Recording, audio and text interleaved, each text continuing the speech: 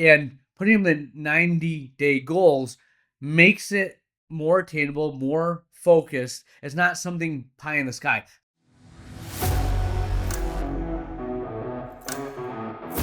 All right, my friends, the Ultimate OD podcast, end of the year. 3 things. Are you doing them to make your practice better?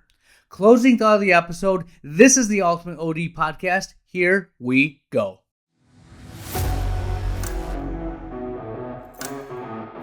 All right, my friends, the Ultimate OD podcast. Thank you for listening.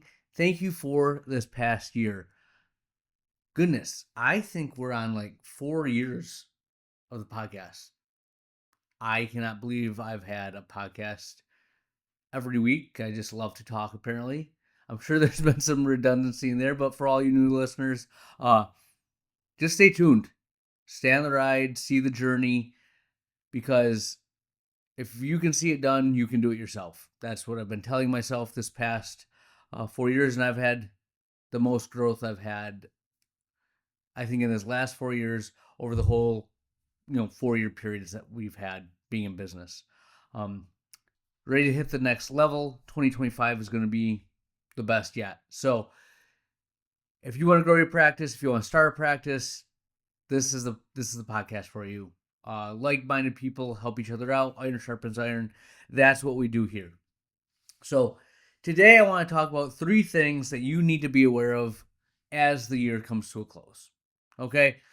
A million things on your to-do list, all kinds of priorities, staff reviews. Hopefully you're in the black, you're having a great year, and this is just the cherry on top. But there's 3 things that I think we all need to think about this time of year. And the first one is look at your pricing. Look at your prices. Your vendors are invariably sending you letters. Hey, we love your business. We thank you for what you do. But due to the cost of our goods, we're raising your prices X amount. Right? I know the mindset of a doctor. I can't raise prices. I can't believe they're paying what they are right now. We can't do it. Remember, I'm of the mindset, if 20% of your patient base isn't complaining that your prices are too high, you don't have them high enough. Easy for me to say, right? Telling you right now, easy for me to say. But I've raised prices every single year for the past 4 years. And you know what happens? The patients come and they pay it. They expect it. Inflation, and they know how things go. It doesn't have to be astronomical, but you want your margins to be the same. Okay? You have to look at your pricing. Lenses, contact lenses, exam fees. Make sure you're getting paid what you're worth. You're paying your staff. They have to know that they're valued, but you have to run a business. That's what you're here to do. If you provide great service, your patients will keep coming. I'm of the mindset you want to be number 1. Being the second most expensive doesn't get you anything, and you're not going to win being the cheapest, least expensive. You don't have the vertical integration that the corporate chains do, where they have the frames, they have the offices, they do their own lenses. Pretty sure you don't have that luxury, right? Be the most expensive in town. All right? Make sure you look at those prices and make sure you make the switch. I always do it at the first of the year, but that's number 1. Okay? Number 2, this will lead to number 3, goals, right? It's one thing to have goals, like, hey, I want to do this, I want to do that. You hear all the time, you want it to be smart. Basically, the thing I take from the SMART goal is it's measurable, attainable. You're accountable for what you set.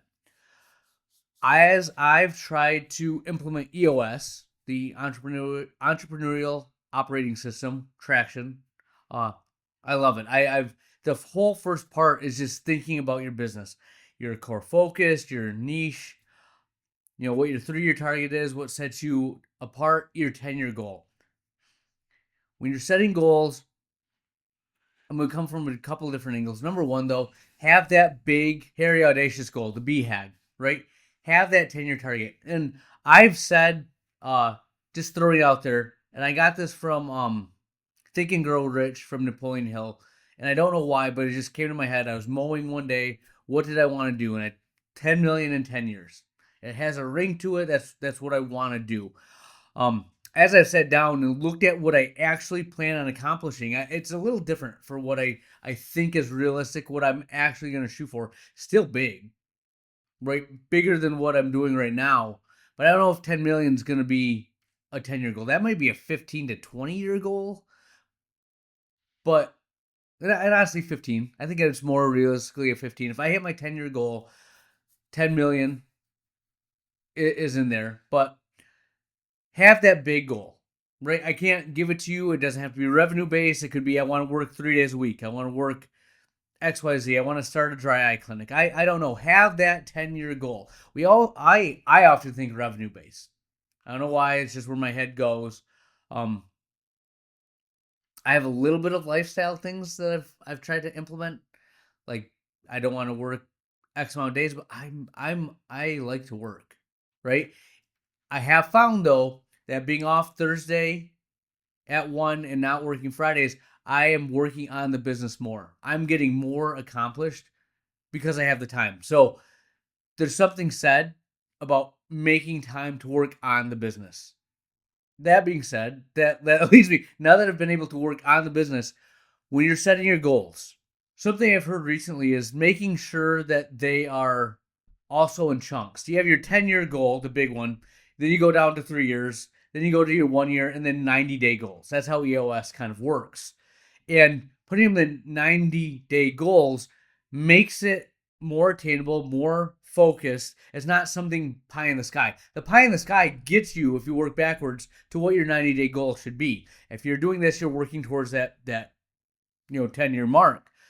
But in addition, I forget the name of the podcast, who it is, but they said they like to work in 2-week sprints. 4 weeks was too much. 1 week wasn't long enough. A 2-week sprint. So whatever they're doing, they have 2 weeks. They give themselves a week to travel, recuperate, re-energize, and then another 2-week sprint. So this is not from EOS. The 90-day rocks, or what EOS calls it, set those. But the 2-week sprint, I kind of like that idea. Go really stinking hard for 2 weeks. Something that's attainable that you're going to focus on. Give yourself a break, recover, and then go again. It's the same thing when you're lifting weights and you're trying to get growth and gains. As you go hard and then you have a recovery week or deload week. And I don't know if we do that in our businesses. We go hard and we just keep grinding. We don't give ourselves a break. When's the last time you took a vacation?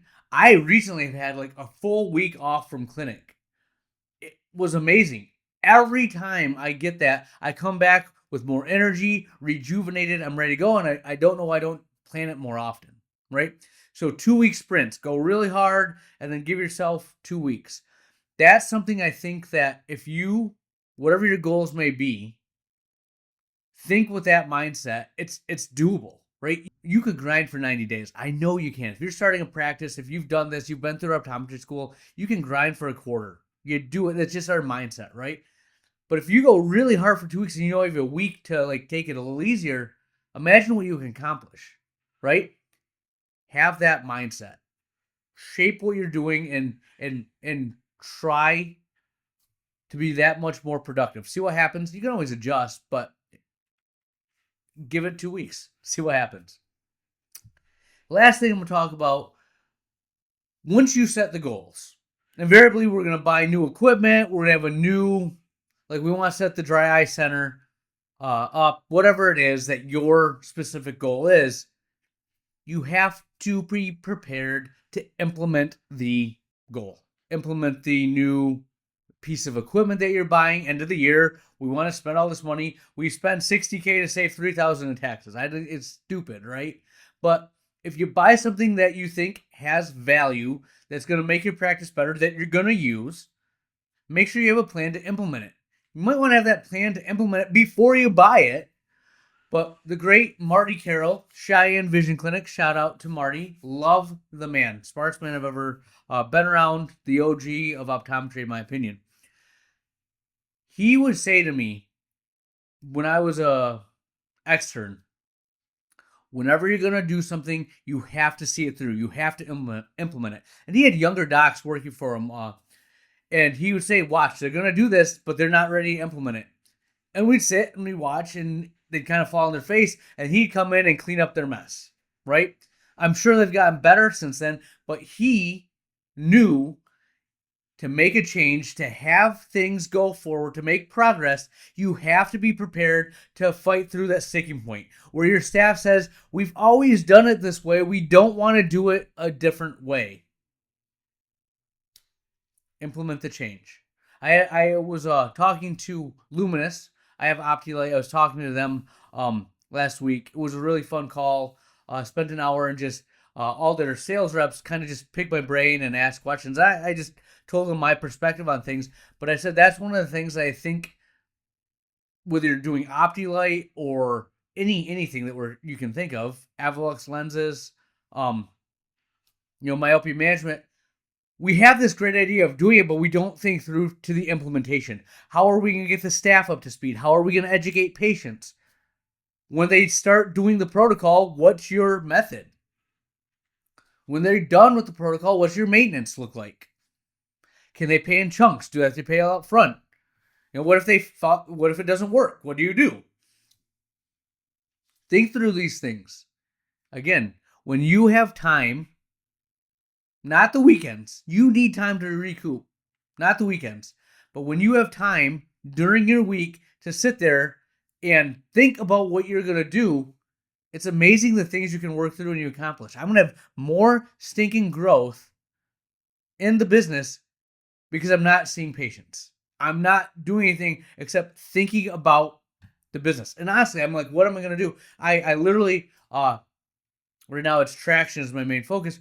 I'll sit, I have it on audiobook, I have the actual book, I read it, and then I take time and I think about what I'm going to do. Sounds stupid, doesn't it? Like you're just sitting in your office thinking, but that's where the ideas come. That's how we implement things. That's where you see the weak points in your practice. I don't know what to tell you. I worked a half day on Fridays, but even now, if you take that half day on Fridays and payroll, catching up on charts, getting the office meeting prepared, you have so many things. You need more time to run a $1 million business, multi-million-dollar business. That's what you want to be. They're not, as abundant as you may think. It takes effort and energy. You have to put time into running the business. So 3 things. Raise your prices, right? 20% need to be complaining, otherwise they're not high enough. Think of your goals in that big picture, 10-year, 3-year, 1 year, 90-day chunks, and then 2-week sprints, right? I think that's really good advice. And then be ready to implement the changes you're putting into place, right? So if there's anything else that I missed, let me know. Send me a message. Put it in our Facebook group. We all want to get better. All of us are thinking about things that we want to do to improve. I know there's a million things that I'm working on. What are you working on? Leave it in a comment down below if you're watching us on YouTube. We'll have more for you next week. Where has the time gone? We are to the closing thought of the episode, and today I will leave you with this thought. This is something that I think is it resonated with me. I hope it resonates with you. If you feel the need to have a side hustle, your main hustle sucks, right? Like if you're looking for a side hustle, maybe that energy that you're going to put into that, you should put into your main hustle, right? Make that better. What the crap are you doing with a side hustle? Either you're not focused, it's not your passion, or you're looking for a distraction, right? You're avoiding the work that's needed to be done to get you to where you want to be, right? F a side hustle. What's your main hustle? Optimize that. And that might be stripping stuff away, adding things on, taking a deep, hard look and seeing what you're trying to avoid. Hiring someone that wants to do the things you don't want to do. Or just you roll up your sleeves, giving yourself time, taking yourself out of the exam room and working on your business. I'm telling you Right now, 13 years in, I finally have made time to do that, and it's wonderful. It is wonderful, right? If you can learn something from my mistakes, give yourself time to work on the business. You have to set that time aside, right? And do it when you have energy. End of the week Fridays, it's tough. You have a lot you have to do, right? And it's so easy. You are playing with fate if Friday's the day that you do this. Why? Because after Friday, you cash in for the week. It's the weekend. All the other offices are closed. It's so easy to be lazy and say, "Oh, I did enough," or "I'm tired. I owe it to myself." I see offices that take off like a Wednesday. Like, oh, that sucks. Middle of the week, you have to go back. But I guarantee they're getting stuff done, right? Thursdays, I'm doing that, getting stuff done. I like to grind really hard in the exam room beginning of the week, end of the week, put in the time, right? I stay to the office on Fridays until 3 because then I go and pick up my kids from school. So it gives me a obligation to be there till 3. Office closes at noon. I don't see patients at all on Fridays, so I have a whole day. I have a half day on Thursdays. I'm making the most of it. I can honestly see in the near future as we grow that whole Thursday is going to be utilized. Like I might not. I'm going to probably be out of the exam room on Thursdays at some point in the next 2 years. But setting that time aside, putting in the effort works wonders. If you feel the need for a side hustle, your main hustle sucks. That's what I have for you. Dr. Lily out.